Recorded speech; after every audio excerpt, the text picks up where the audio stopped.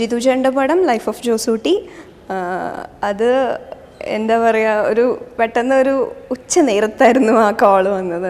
ഞാൻ അൺനോൺ നമ്പറായ കാരണം ഞാൻ എടുത്തിട്ടുണ്ടായിരുന്നില്ല, പൊതുവേ അങ്ങനെ അറ്റൻഡ് ചെയ്യാറില്ല.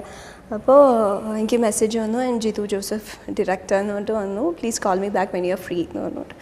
അപ്പോൾ മെസ്സേജ് കണ്ടപ്പോൾ ഞാൻ ഇങ്ങനെ ഈശ്വര ഇനി എന്താ ചെയ്യുക, എന്താണ് കാര്യം എന്നുള്ള ടെൻഷനായിരുന്നു. തിരിച്ചു വിളിച്ചപ്പോൾ ജിത്തു ചേട്ടൻ പറഞ്ഞു ഇങ്ങനെ ഒരു മൂവിക്ക് വേണ്ടിയിട്ടാണ്, ലൈഫ് ഓഫ് ജോസൂട്ടി. അപ്പോൾ ദിലീപാണ് അതിൽ ഹീറോ ആയിട്ട് ചെയ്യുന്നത്. അപ്പോൾ എനിക്ക് രചനയുടെ ഒരു 15 days ഡേറ്റ് ഡിസംബർ ആ മാസത്തിൽ വേണ്ടി വരും. ഞാൻ പറഞ്ഞു ഓക്കെ, എന്താണ് എൻ്റെ ക്യാരക്ടർ ജിത്തു ചേട്ടാ, ശരിക്കും ചോദിക്കേണ്ട ആവശ്യമില്ല, പക്ഷേ എനിക്ക് അറിയാനുള്ള ആഗ്രഹം കൊണ്ട് ഞാൻ ചോദിച്ചു. അപ്പോൾ അദ്ദേഹം ഇങ്ങനെ പറഞ്ഞു തന്നു, ഇന്നതൊക്കെയാണ്. അപ്പോൾ ത്രൂ ഔട്ട് ദ മൂവി ഉണ്ട്. ഫസ്റ്റ് ഹാഫാണ് കൂടുതൽ ഡോമിനേറ്റ് ചെയ്യണത്, പക്ഷേ throughout the movie tail end വരെ ഈ ക്യാരക്ടർ പോകുന്നുണ്ട്. ജെസ്സി എന്നാണ് എൻ്റെ കഥാപാത്രത്തിൻ്റെ പേര് അതിൽ. അപ്പോൾ ഒബ്വിയസ്ലി അദ്ദേഹത്തിനെ പോലെ ഒരു ഡയറക്ടറിൻ്റെ കൂടെ അഭിനയിക്കുക എന്നുള്ളത് എൻ്റെ ഒരു ആഗ്രഹമായിരുന്നു. കാരണം മൈ ബോസിൻ്റെ ഓഡിയോ ലോഞ്ചിൻ്റെ ടൈമിൽ ഞാൻ അന്ന് അവിടെ പെർഫോം ചെയ്തിരുന്നു, ഡാൻസ് പെർഫോമൻസ്, ഇൻവൊക്കേഷൻ ഡാൻസ് ഞാൻ ചെയ്തിരുന്നു. അപ്പോൾ അന്ന് തൊട്ടേ ഉള്ള ആഗ്രഹമാണ് ഇത്തരത്തിലൊരു നല്ല സിനിമയുടെ ഭാഗമാവുക എന്നുള്ളത്. അത് ദൈവം സഹായിച്ച് നടന്നു. ഒരുപാട് സന്തോഷം. ദിലീപേൻ്റെ പേരായിട്ട് ദിലീപേൻ്റെ അറിയാമല്ലോ, എല്ലാവർക്കും ഫണ്ണാണ് ശരിക്കും പറയാച്ചാൽ. മിനിറ്റിന് ഡയലോഗ്സ് വരുന്ന ഒരു ആളാണ് ദിലീപേട്ടൻ. നല്ല കംഫർട്ടബിളായിരുന്നു അഭിനയിക്കാനായിട്ട്. എന്താ പറയുക, ഒരു ഈ പറഞ്ഞ പോലെ എപ്പോഴും 2 ആക്ടേഴ്സ് ഓപ്പോസിറ്റിൽ നിൽക്കുന്ന സമയത്ത് വേണ്ടത് ഗിവ് ആൻഡ് ടേക്ക് എന്നുള്ളൊരു സംഭവമാണ്. അപ്പം ആ ഒരു കെമിസ്ട്രി ഉണ്ടായിരുന്നു എന്ന് വിശ്വസിക്കുന്നു. ഇനി പടം കാണുമ്പോൾ അറിയാം എന്തായിട്ട് വരുമെന്ന്. എന്നെ സംബന്ധിച്ചിടത്തോളം ഞാൻ സിനിമയെ വിലയിരുത്തുന്നത്, ഒരു നല്ല സ്റ്റോറി ടെല്ലറാണ് ഡയറക്ടർ എന്നുണ്ടെങ്കിൽ ആ പടം വിജയിക്കുമെന്ന് വിശ്വസിക്കുന്നു.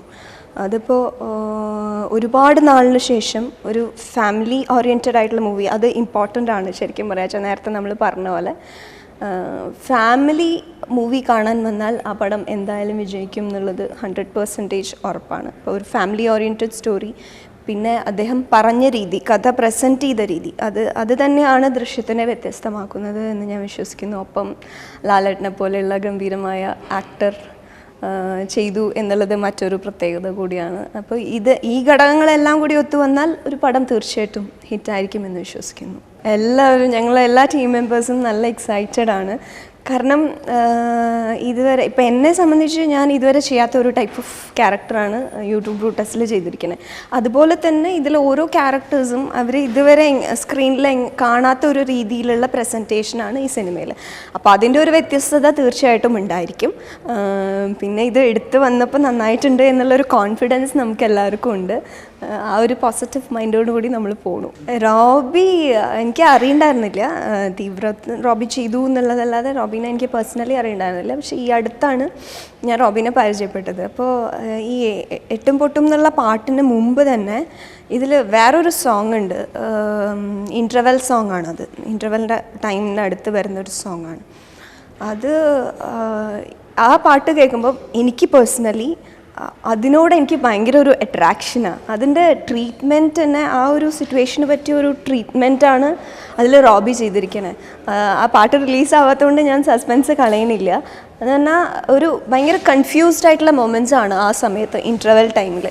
ആ കൺഫ്യൂസ്ഡ് ആയിട്ടുള്ള മൊമെൻറ്റ്സിനെ എങ്ങനെ ഒരു മ്യൂസിക്കിൻ്റെ ബേസിസിലേക്ക് കൊണ്ടുവന്നു എന്നുള്ളത് വളരെ, അത് നല്ല ടാലൻറ്റഡ് ആയിട്ടുള്ള മ്യൂസിഷ്യൻസിന് മാത്രമേ അങ്ങനെ ചെയ്യാൻ പറ്റുള്ളൂ എന്ന് ഞാൻ വിശ്വസിക്കുന്നു. അപ്പോൾ ഒബ്വിയസ്ലി ആ പാട്ട് റിലീസായതിനു ശേഷം ഞാൻ എന്തായാലും ആ ഡാൻസ് കൊറിയോഗ്രാഫി ചെയ്യാൻ വേണ്ടിയിട്ട് തീരുമാനിച്ചിരിക്കുക. അപ്പോൾ റോബി സൂപ്പർ.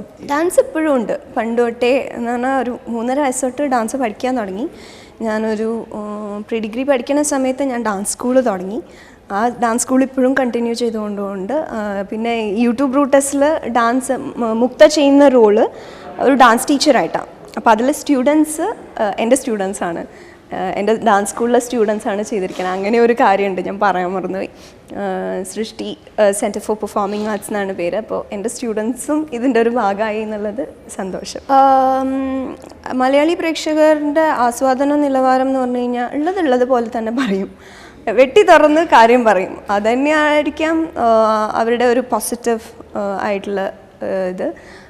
അതെനിക്കിഷ്ടമാണ്, അങ്ങനെയാണ് വേണ്ടത്. കാരണം നല്ലൊരു വിമർശനം ഉണ്ടെങ്കിലേ പുതിയ സൃഷ്ടികൾ നന്നാവൂ എന്ന് വിശ്വസിക്കുന്നു. അത് എന്താ പറയുക, ഡിപ്പെൻസ്, ലൈക്ക് ഓരോരുത്തരുടെ പേഴ്സണൽ ആയിട്ടുള്ള അഭിപ്രായമല്ലേ അത്. അതിൽ നമുക്ക് അതൊരു കടന്ന് നമുക്കൊന്നും പറയാൻ പറ്റില്ല. ഇപ്പം എനിക്കൊരു സിനിമ ഇഷ്ടപ്പെട്ടു എന്ന് വിചാരിച്ചിട്ട് താങ്കൾക്ക് അത് ഇഷ്ടപ്പെടണം എന്നില്ല.